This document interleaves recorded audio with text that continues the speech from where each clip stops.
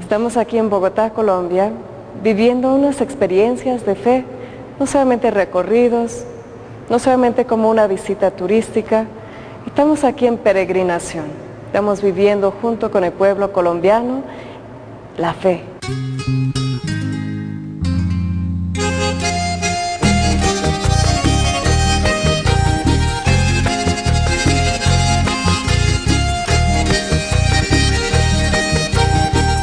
En Colombia también tenemos tradiciones muy especiales y tradiciones religiosas muy bonitas. Una de ellas es esta, el Señor de los Milagros de Buga.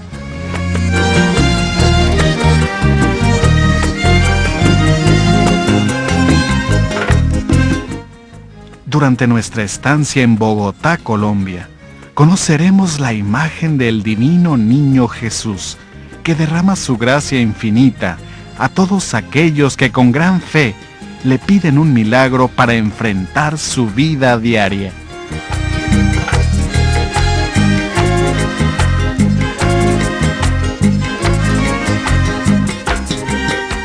Padre, explícanos un poco de esa imagen y de la historia y de ese gran fe. Bueno, a ver, los salesianos llegamos a Colombia en 1890.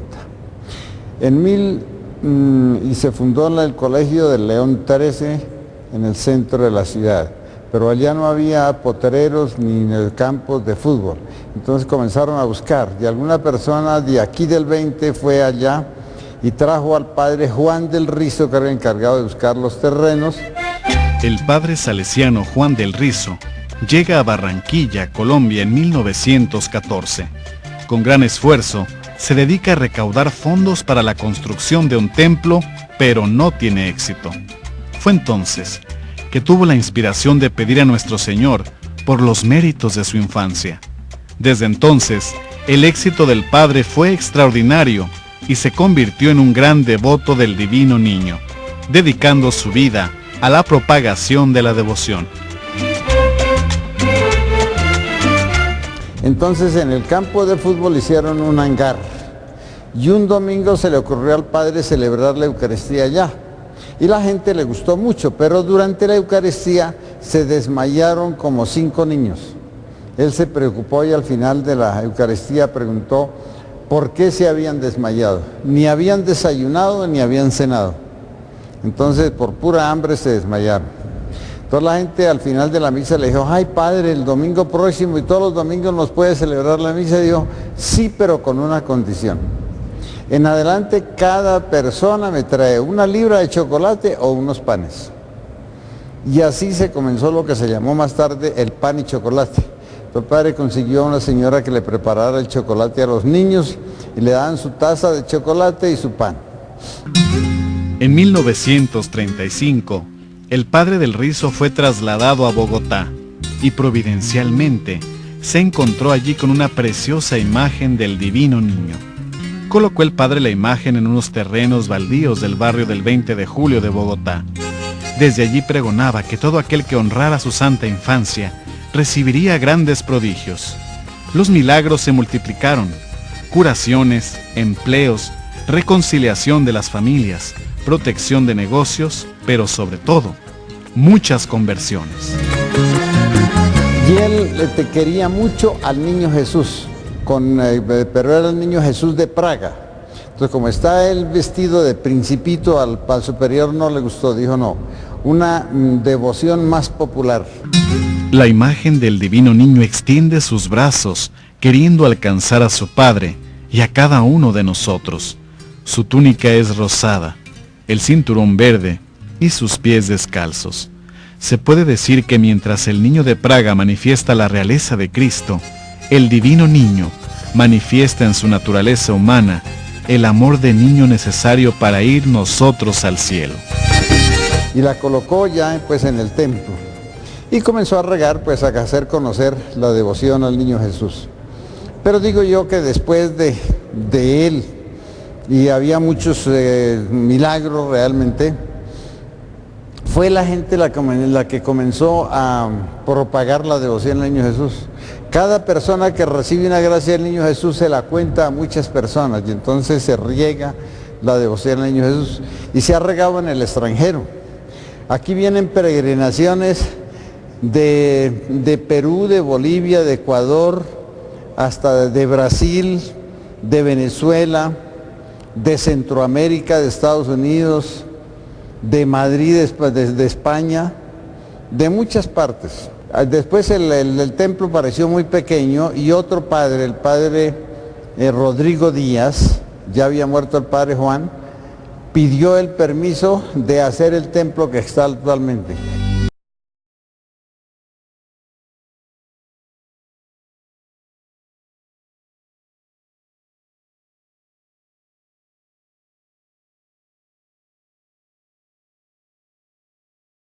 Niño Jesús, y ruega por mí sin cesar.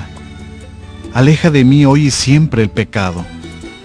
Si tropiezo, tiende tu mano hacia mí. Si 100 veces caigo, 100 veces levántame. Si yo te olvido, tú no te olvides de mí. Si me dejas, niño, ¿qué será de mí? En los peligros del mundo asísteme. Quiero vivir y morir bajo tu manto. Quiero que mi vida te haga sonreír.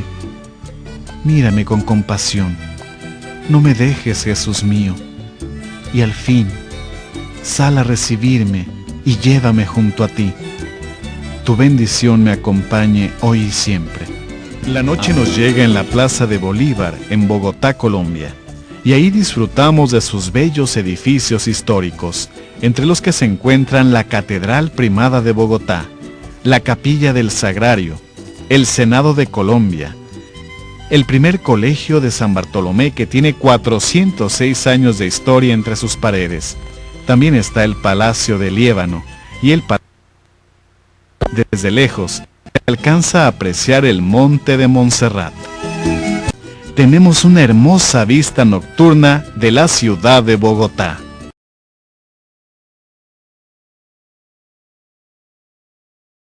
Bendiciones, cuántos lugares tan hermosos. Gracias por habernos acompañado. Ahora conmigo es un gran amigo que conocimos hace pocas horas, pero ya está en nuestro corazón.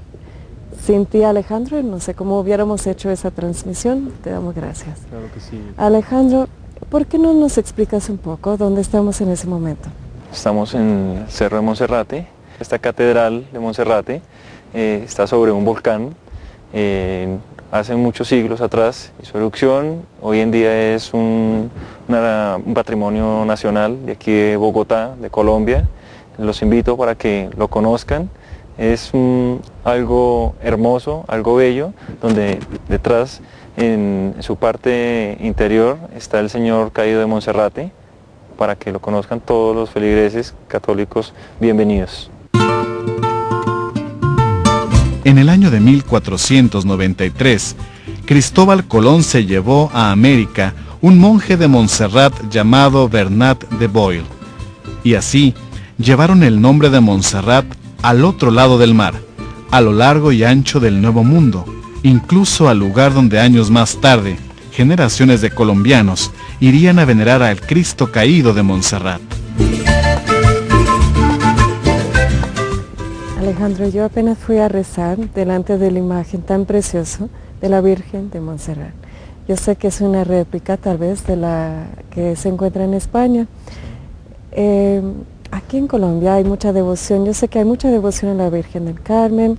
La Virgen patrona de Colombia, ¿es cuál? Es la Virgen del Carmen, como tú lo acabas de decir. Chiquinquirá. La Virgen de Chiquinquirá. Y también hay devoción a la Virgen de Montserrat. La Virgen de Monserrate, y también somos muy devotos a la Virgen de Guadalupe, que está en el cerro contiguo al Cerro de Monserrate. Alejandro, ha sido hermoso, ¿no? Pasar por este día contigo y en cada sitio, como que vimos el Cerro de Monserrate como referencia. Entonces, donde quiera que se encuentre en Bogotá, se mira hacia donde está ese lugar tan hermoso, pero es como un lugar que te llama, que te acerca, que te invita. Y como todo en Bogotá, no es solamente para recorridos turísticos o históricos, todo te invita a vivir más profundamente. Familia de María Visión, gracias por acompañarnos en ese momento. Como se dan cuenta, ya no estamos en Bogotá, nos encontremos cerca de Cali, Colombia, cerca de Palmira, en la Valle de Cauca, así se dice, sí. De Cauca. Estamos yendo a ver una iglesia que dice que tiene un Cristo milagroso. El Cristo de la familia de María Visión, gracias por acompañarnos una vez más con esas transmisiones tan hermosas desde Colombia. En ese momento nos encontremos en un hermoso jardín. Vea la naturaleza, la vegetación, las flores, la fuente, pero lo más hermoso es que nos encontremos aquí en los jardines de la iglesia de la Basílica de Nuestra Señora de los Milagros en Buga, Colombia. Y conmigo está el sacerdote José Over Gallego, que nos va a explicar un poco de esa devoción aquí en Colombia. Gracias, Padre, por acompañarnos. Qué rico estar con ustedes y qué rico compartir con todo este pueblo mexicano, pueblo tan religioso, tan mariano, tan especial, tan consagrado al Señor. En Colombia también tenemos tradiciones muy especiales y tradiciones religiosas muy bonitas. Una de ellas es esta, el Señor de los Milagros de Buga. Para los mexicanos, un nombrecito muy familiar, Guadalajara. Por aquí, por donde estamos sentados, pasaba el río Guadalajara. Este era el cauce del río Guadalajara. Hacia el año 1600 comienza una leyenda preciosa, la leyenda de una indiecita, lavaba ropas ajenas, ahorraba para comprarse un crucifijo que quería tener en su casa. Todos los católicos queremos tener una imagencita de la Virgen y del Señor en casa, ¿no? Eso es como lo más familiar y lo más, el escapulario al cuello. Entonces, esta indiecita lavaba y ahorraba, y cuando ajustó los 70 reales para comprar el Cristo, iba de camino al templo para encargarlo. En 1600 no había en América todavía ninguna fábrica de Cristos, ni de imágenes religiosas en ninguna parte de América. Todo se traía de México, de Ecuador. Había algunas escuelitas, las escuelas famosas de Caspicara y de Legarda, de Ecuador y de Lima, o se encargaban a España. La indiecita venía de camino cuando se encontró que llevaban para la cárcel a un preso. Era su vecino. Y ella pregunta, ¿y por qué le llevan preso? Dice, es que debe 70 reales y no tiene con qué pagarlos. Entonces que los pague en la cárcel. La indiecita dice, pero si es mi vecino, es padre de familia, tiene hijos, se va a quedar la familia pasando hambre. Entonces dice, ¿cuánto debe? 70 reales. Y dice, justo lo que llevaba ella en la bolsa para comprar el Cristo. Dice, yo pago la deuda y después me compro el Cristo.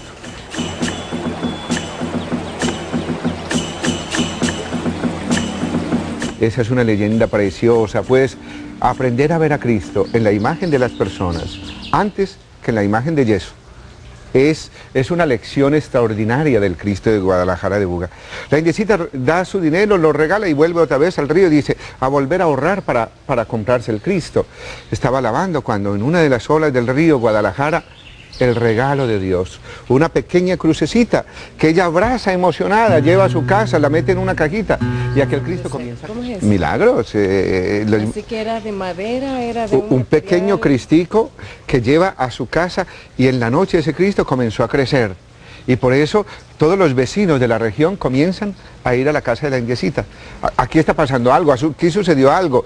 Y todo el mundo comienza a recibir milagros, hay sanaciones. Como de ese tamaño y crece. Y crece hasta el tamaño real que tiene, es un Cristo de unos 60 de alto, es una imagen. Pero más bonito todavía, sigue la leyenda. Los vecinos, cuando uno va a un santuario, ¿qué quiere hacer? Tocar, llevarse el pedacito, hay un pedacito de piedra, un pedacito de madera, y comienzan a pellizcar primero la cruz de aquel Cristo, y todo el mundo se llevaba astillitas de la cruz, y luego se les estaba acabando la cruz, entonces siguen con la imagen, a pellizcar la imagen, entonces comienzan a llevarse pedacitos de mano. El arzobispo, al cual pertenece Buga en ese entonces, el obispado de Popayán, manda a visitar la casa de la indiecita, qué es lo que está pasando. ¿Por qué tantos peregrinos allá, tanta gente en esa casa? ¿Qué es lo que está pasando? Y cuando van a ver los padres, lo que descubren es una imagen desfigurada de Cristo. Una imagen desfigurada de Cristo, como la que está hoy en tanta América Latina, ¿no? Tanto pecado no desfigura a Cristo, tanta maldad no desfigura a Cristo, tanto soborno, tanta corrupción, tanta violencia, tantas violaciones no desfiguran a Cristo. Sigue entonces la leyenda, que es hermosa. Entonces la historia ahí comienza. El obispo Popayán saca un decreto y manda quemar esa imagen que hay en la casa de la indiecita.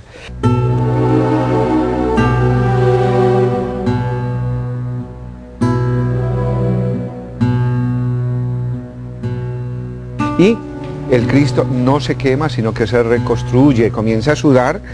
La gente sorprendida de rodillas, comienzan a limpiarle, como sale de él como un sudor aceitoso, y comienzan a limpiarle con algodones, y esos algodones se los llevan a los enfermos y muchos son sanados.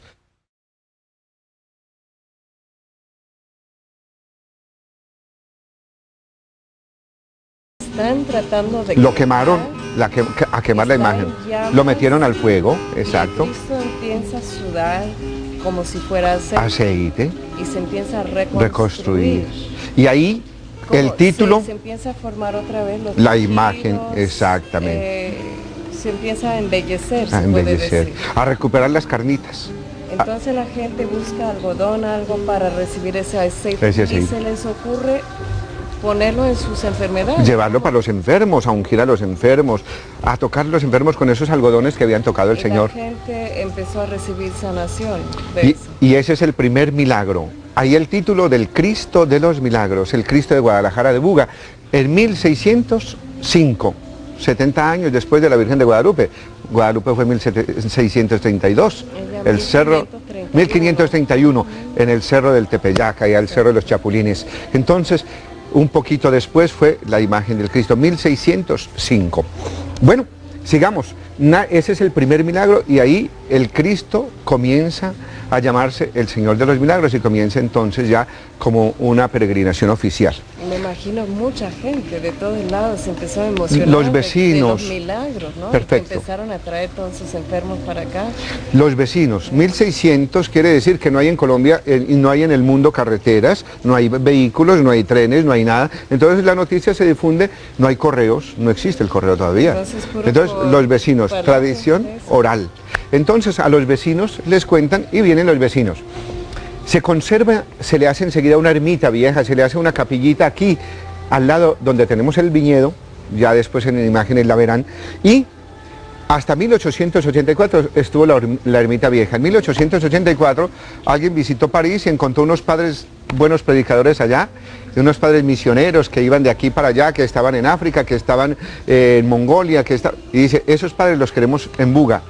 Y el obispo entonces le escribe al Padre Superior General, queremos esos padres misioneros que misionen este centro del Valle del Cauca y el sur de Colombia. Y estamos hablando de los redentoristas. De los misioneros redentoristas. También en México tenemos en Puebla nuestro seminario mayor. El fundador de los redentoristas es el Padre Ligori, ¿no? Ustedes, todos las personas de oración conocen San Alfonso María de Ligorio, doctor de la oración. El doctor Mariano, el cantor de las glorias de María, se le llama San Alfonso, enamorado de la Virgen. Entonces, es patrono de moralistas, patrono de confesores. La primera facultad de moral en el mundo es de los redentoristas en Roma. Entonces, todo el que quiera estudiar moral decentemente en el mundo tendrá que pasar por nuestra casa allá en Roma. Bueno. Una buena promoción vocacional, no pasa por acá. Pasar por Roma, vía Merulana 31, ese es el número. Bueno, entonces, seguimos por Buga. Llegaron los padres, los primeros padres hicieron un grupito de franceses, dos franceses, un austriaco, el padre Alfonso de Regen, un alemán o dos alemanes y ya un grupito de 6 aquí a Buga, a fundar en Buga. Entonces el obispo le ofrece, escojan la iglesia que quieran. Había varias iglesitas en el centro y los padres dicen, no, la que está más lejitos, esa iglesita del Cristo de los Milagros, la que está más lejitos, esa iglesita, la queremos. A los 5 años aquellos padres dijeron, no nos conformemos con esa ermita vieja de paja y pequeñita, vamos a hacerle un templo digno de semejante leyenda hermosa, de semejante Cristo de los Milagros, y comienza la construcción del santuario en 1891, 5 años después de la llegada, llegamos en 1884, en el 91 comenzamos la construcción y terminamos en 1907, el 1 de agosto, el día de San Alfonso, se inaugura el templo. Cosas lindas del santuario, 5 millones de ladrillos, no hay ni un bulto de cemento, ni una varilla de hierro. Entonces, los ladrillos pegados con cal y sangre de toros, cal y canto se le llamaba eso.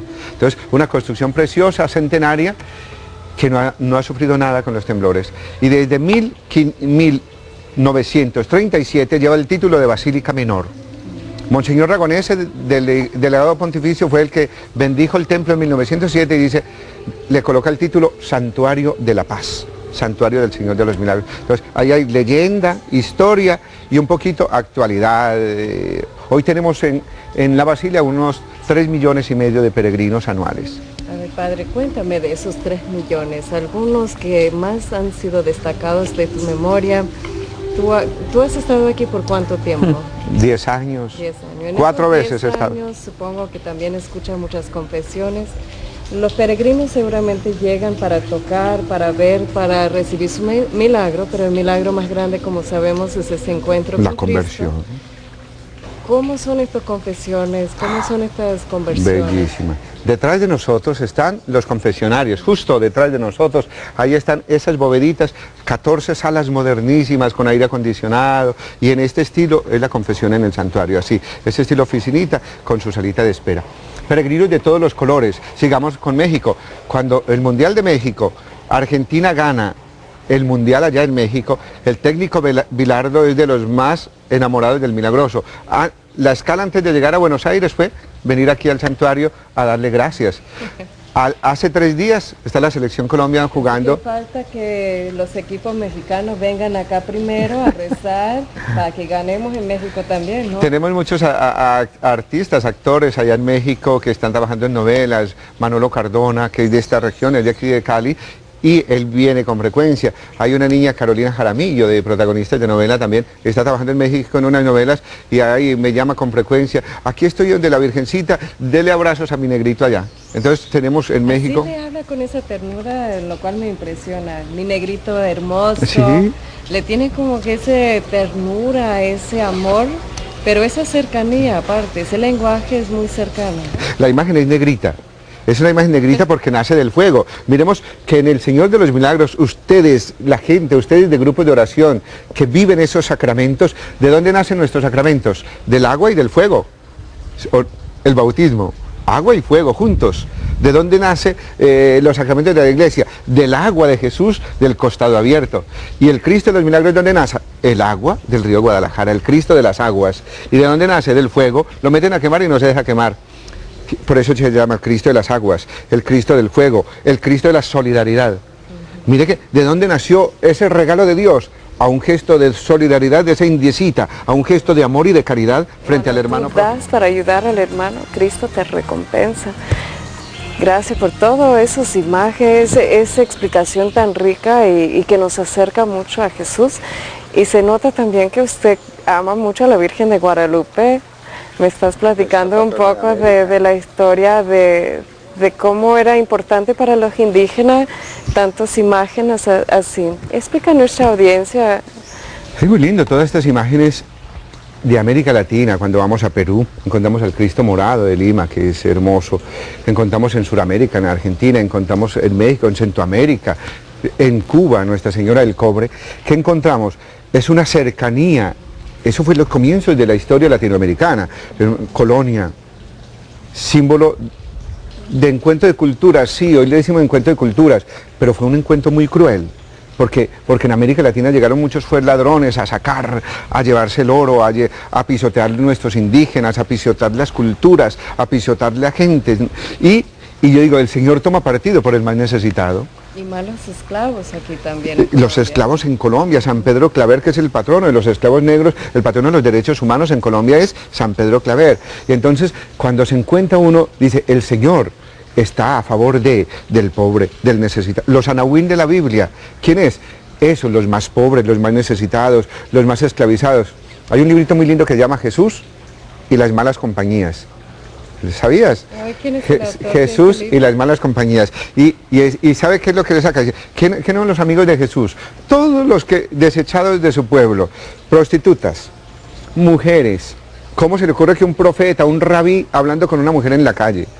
Los niños, que todavía no eran personas, los niños y las mujeres eran relegados en aquella mentalidad. Entonces, y los niños, y Jesús coge y los abraza y dice, ay del que no se haga como niños. Los pecadores empedernidos, los cobradores de impuestos, los leprosos que no los leprosos, los que han perdido todo, los que no podían llegar ni a las ciudades, sino estaban en la periferia. Entonces dice, Jesús y las malas compañías, rodeado de malas compañías. Esas malas compañías que a Dios les encanta.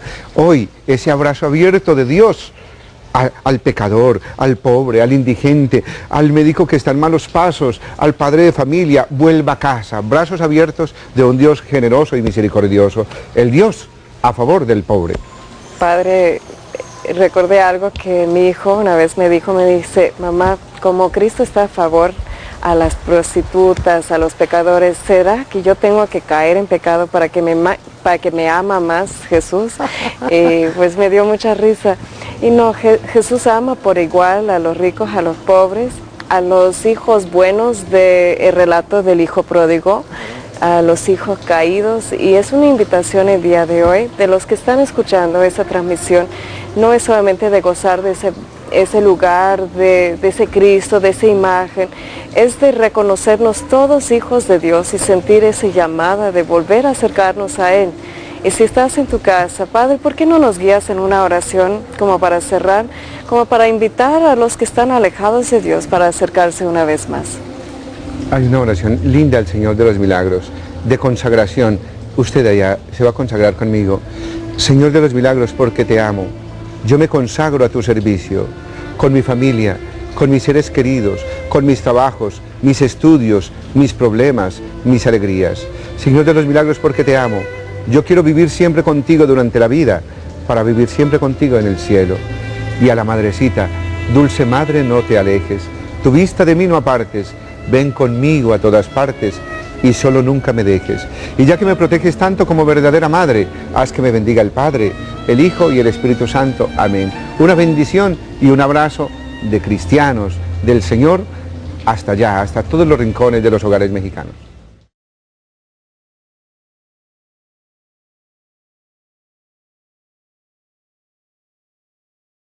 Una vez más con ustedes desde Guadalajara, de Buga, Colombia, con el Padre José Ober Gallego, que nos está explicando en ese momento algo hermoso.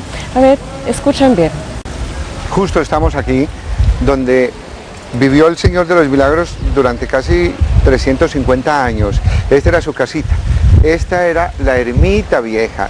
Tenemos solamente el frontis y hemos hecho ahora una alegoría a lo que es la aparición del Cristo. Por eso encontramos agüita, encontramos el Cristo en las aguas y la indiecita con la piedrita de la lavandera.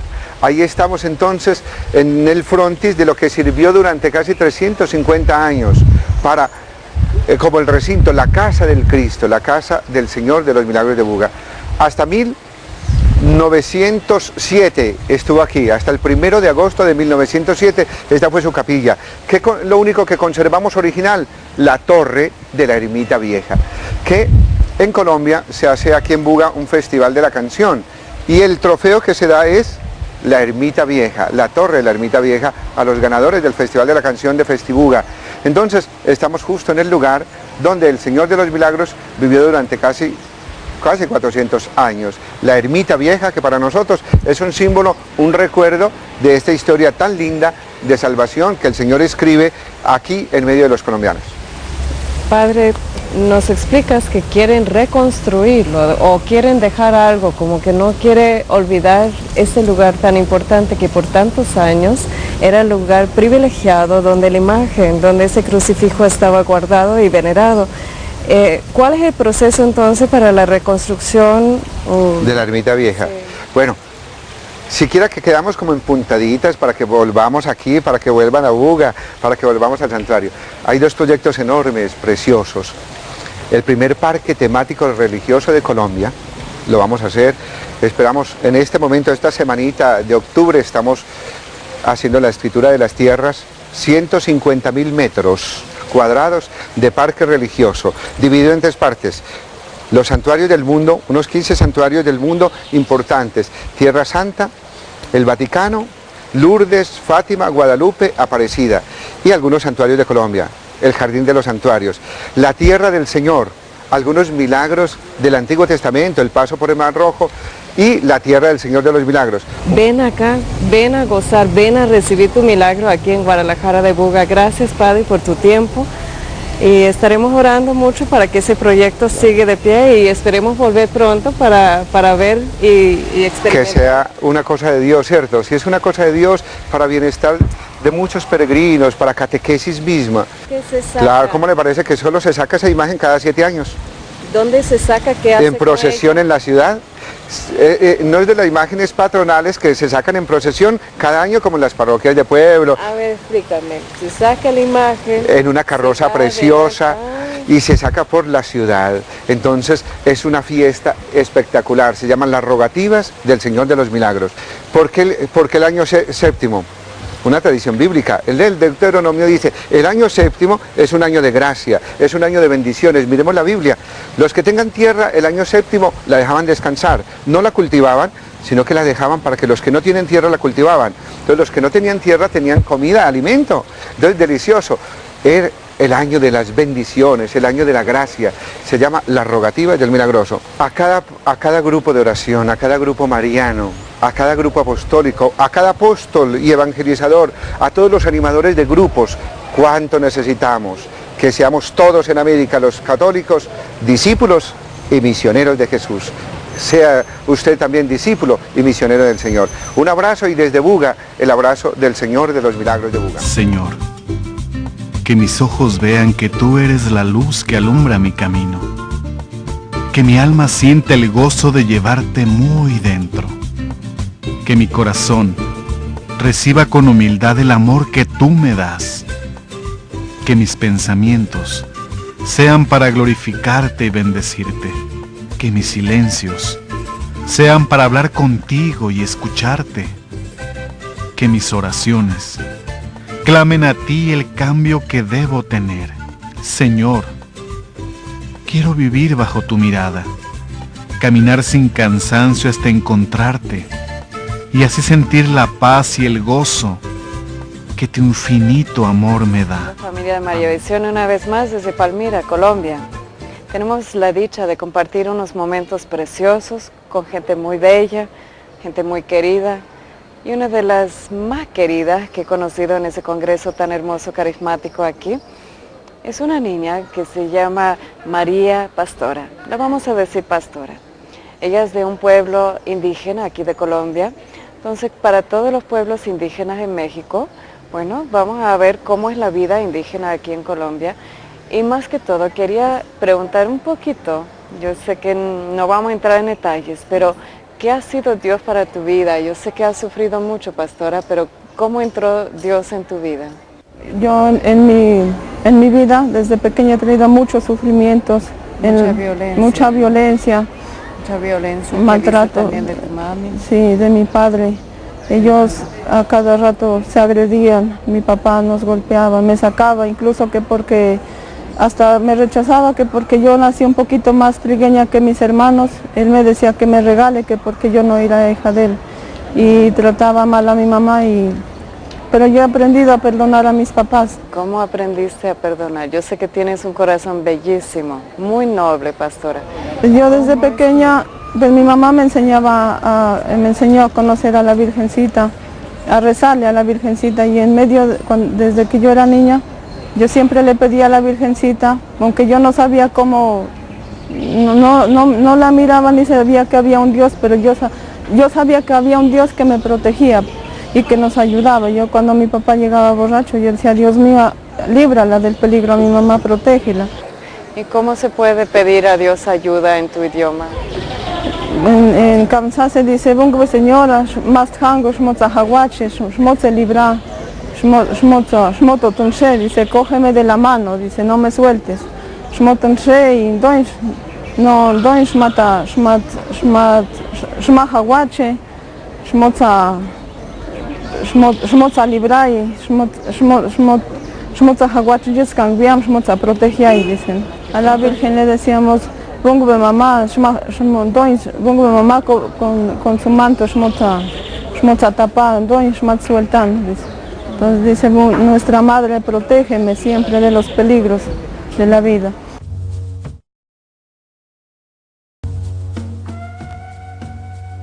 Nuestra Señora y Virgen María, tú que estás en el cielo, tú que nos miras, conoces nuestros corazones de todo. Nosotros somos indígenas, pero a los indígenas también tú nos quieres, nos acoges en tu seno, Virgencita. Solo tú conoces nuestros pensamientos, nuestras ilusiones, nuestros anhelos.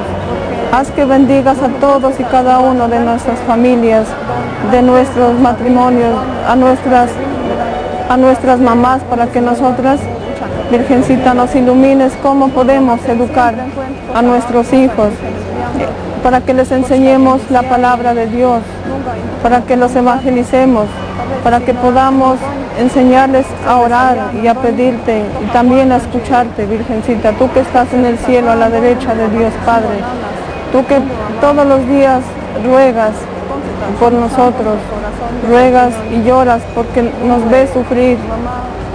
Te pedimos por todas las comunidades indígenas para que ya cese la violencia, para que seamos cada día más unidos en la fe y en el amor de Jesucristo.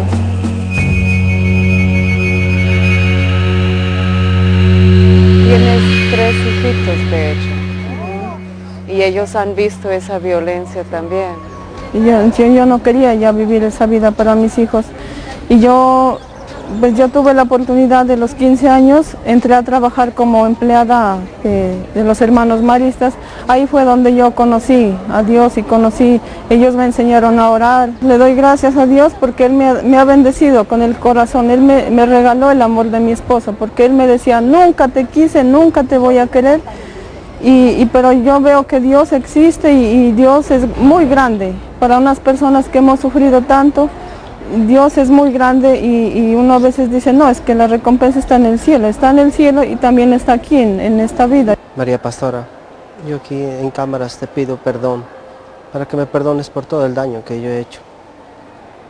Y te pido aquí en cámaras que te respetaré y te querré.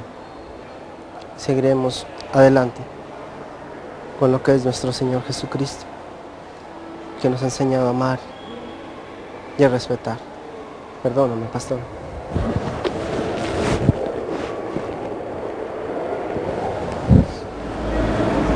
Sí, Juancho, yo te perdono porque yo siempre, yo te quise, Dios me ha regalado un corazón tan grande que yo nunca te guardo rencor y no te juzgo por lo que tú me hiciste. Son cosas porque tú no conocías a Dios antes. Ahora que lo conoces, Dios te ha dado un corazón bien grande y yo conozco el amor a través de Jesucristo. Es diferente, un amor limpio, sincero. Y gracias por darme una nueva vida. Le damos gracias a Jesús porque Él nos ha restaurado el matrimonio y ha bendecido nuestro hogar. Él ha entrado a nuestros corazones y entró también en nuestro hogar. ¿Qué les diría en tu dialecto?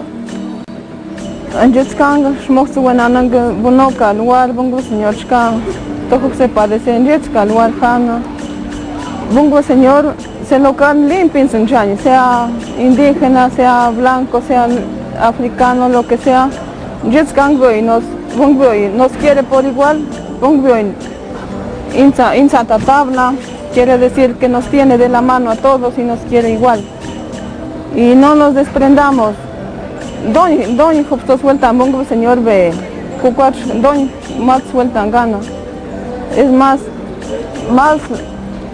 Señor, veamos a iglesia y bachna vio que se confesana y descubrir lo que tenemos dentro.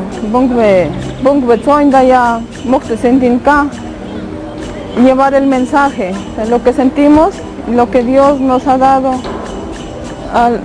Por ejemplo, ahorita Dios me dio la oportunidad de tener a la rectora, que es una bendición muy grande para mí. Y el mensaje que les doy es lo que les dije en Kamsa, lo traduzco: no nos soltemos de la mano de Dios. Los indígenas también, Dios nos quiere. A ver, explícame un poco de ese brazalete tan precioso que tienes en tu mano. Significa el sol. Significa el sol. A ver, vamos a mostrar aquí a la cámara. ¿Y qué para los indígenas te enseñaron acerca del sol? Desde pequeña, pues mis papás me decían, cuando salía el sol, decían, arrodíllense y hagan la señal de la cruz, porque ahí está Dios. Entonces, o sea, no adorábamos el sol, sino que a nosotros nos decían que ahí estaba Dios, en el sol. Estamos invitándoles a conocer este Jesús, al Hijo de Dios vivo, el Dios verdadero por quien se vive, dice la Virgen de Guadalupe. Ella apareció también a un pequeño indígena, a Juan Diego, y pues ella quiso aparecer, tomó todas las facciones indígenas, y ella llegó con Juan Diego hasta bailando y hasta hablando en su idioma. Y pues Dios no se avergüenza para nada, la Virgen no se avergüenza de los indígenas, al contrario, ama mucho al pueblo indígena. Y de la misma forma que hemos escuchado, debemos encontrarnos con Él, encontrar la manera de perdonar todo ese daño, encontrar la libertad en Jesucristo, que es nuestra única esperanza. Quédate con nosotros, ahorita volvemos. Queridos amigos de María Visión y de toda América Latina, soy el padre Dalton Reyes, asesor de la renovación carismática de la Arquidiócesis de Popayán en Colombia. Queremos decirle a ustedes que en este día tan especial, todo Colombia será consagrado a la Santísima Virgen María. Estamos alegres porque el corazón de la Madre se abre para recibirnos. Queremos decirle a ustedes que María es el centro de nuestra devoción hacia Jesús, el centro de la vida de todo buen cristiano, porque es María la que nos conduce hacia el corazón de Cristo mismo. Por eso queremos decirles y compartir con ustedes la alegría de ser marianos, la alegría de ser hijos de Jesús, pero también de la Santísima Virgen María. A ustedes que nos están viendo, queremos decirles que en Colombia, en la tierra de Nuestra Señora de Chiquinquirá, el corazón de los colombianos late a muy duro ritmo, porque nosotros amamos, queremos a la Santísima Virgen María. Por eso, mis hermanos, desde aquí les decimos, a Jesús, ¡la gloria! Y a María, ¡la honra! Que el Señor los bendiga a todos. Saludos de la Iglesia Católica. Somos un ministerio que se llama Soldados de David, ministerio de danza, de teatro, servimos para la obra del Señor, y hoy los invitamos para que ustedes desde este momento, como jóvenes que somos, le entreguen su vida, le entreguen su corazón a Cristo, que Cristo dice la palabra que es el camino, que es la verdad y que es la vida, y nadie puede ir al Padre sino por Él. Por eso los invitamos en ese momento de que entreguen toda su juventud, de que entreguen toda su vida a Él, al servicio de Él, porque hay muchas personas que lo necesitan y Él necesita esos soldados, necesita esas personas que estén en el servicio de Cristo. México, Dios te bendiga. Quiero presentarles en ese momento al doctor Jairo y su esposa Sandra, que a raíz de una conversión por una enfermedad de cáncer, el doctor se convierte. Se han entregado sus vidas al Señor y aquí están trabajando fuertemente en la evangelización. Tienen una fundación, un movimiento, bueno, toda una maravilla. Mejor, doctor, te dejo la palabra. Háblanos de lo que Dios ha hecho en tu vida. Las maravillas, Kimberly, de verdad gracias le damos a Dios que nos permite estar contigo en esta ciudad, estar contigo después de haber estado con tu hermosa y santísima Madre aquí mismo en Palmira, y darnos cuenta de que Dios es grande, Dios es maravilloso y que sus caminos definitivamente no son nuestros caminos. Jamás me imaginé que iba a estar en un camino de evangelización, de obra de Dios. Yo pensé que mi misión estaba simplemente en la salud de los enfermos, en la medicina. Mi vida se giraba en torno a la medicina, a la clínica, al Instituto de los Seguros Sociales en aquella época, y básicamente dedicado totalmente al trabajo, a la salud de los enfermos. La aparición de la enfermedad fue ya, yo pienso, el llamado, el grito más intenso de Dios para mí. Él estuvo llamándome de muchas formas, pero yo tenía mis oídos totalmente cerrados a Él, una venda en mis ojos que no me permitían ver el plan de Dios. Pero ya con el cáncer, viendo la impotencia mía como médico, la impotencia de mi ciencia, un cáncer de estómago que lo único que me podía pronosticar mi ciencia era dolor, sufrimiento y muerte.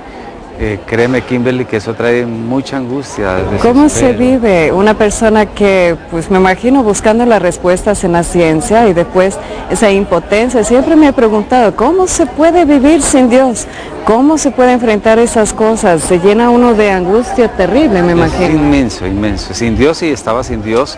Más es un Dios tan sabio que me permite bajar de mi orgullo, de mi autosuficiencia, porque como médicos nosotros nos volvemos autosuficientes, orgullosos, pensamos que todo lo podemos sanar, que la vida de los enfermos está en nuestras manos, y Dios nos muestra, y en la palabra lo dice, cúrate ipsum, médico, cúrate a ti mismo, te veo curándote, a ver si puedes, y realmente uno llega un momento que dice, no, la ciencia no alcanza, no puede, y estoy condenado a muerte.